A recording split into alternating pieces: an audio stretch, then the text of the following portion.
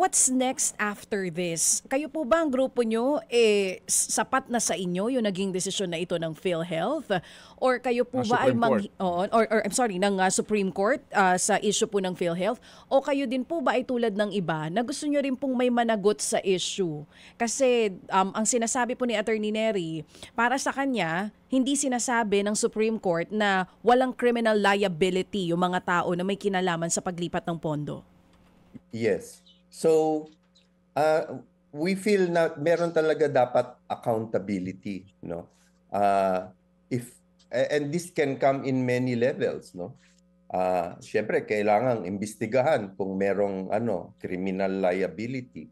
Pero mahirap 'yon kasi you have to prove criminal intent. Pero natutuwa ako sa sinasabi ni Justice Carpio na kailangan imbestigahan 'yan kung meron silang malicious intent, baka meron silang link doon sa mga construction company na pinaggamitan ng PhilHealth funds.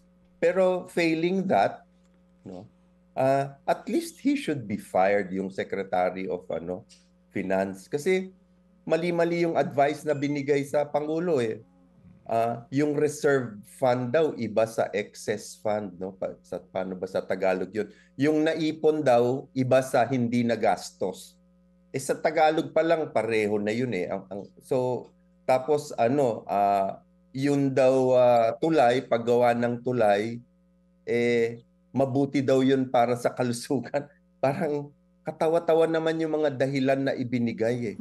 Kasi kung ang tulay ituturing mong mabuti sa kalusugan, di wag na nating ihiwalay yung DPWH budget sa DOH budget. So, so I think he should be, and other people responsible in Congress who authorize the diversion of funds should be investigated for criminal intent, no? The executives at the very least, I think. Mga kapatid, brothers and sisters, saan ka pa? Dito na tayo sa totoo.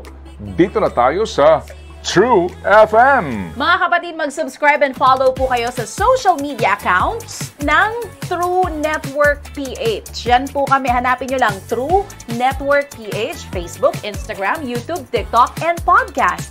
Mapa Apple or Spotify man yan, mahahanap nyo kami. Lahat ng mga napapanood at napapakinggan nyo po sa programa, nasa social media accounts namin yan. So, paano mga kapatid? See you sa social media!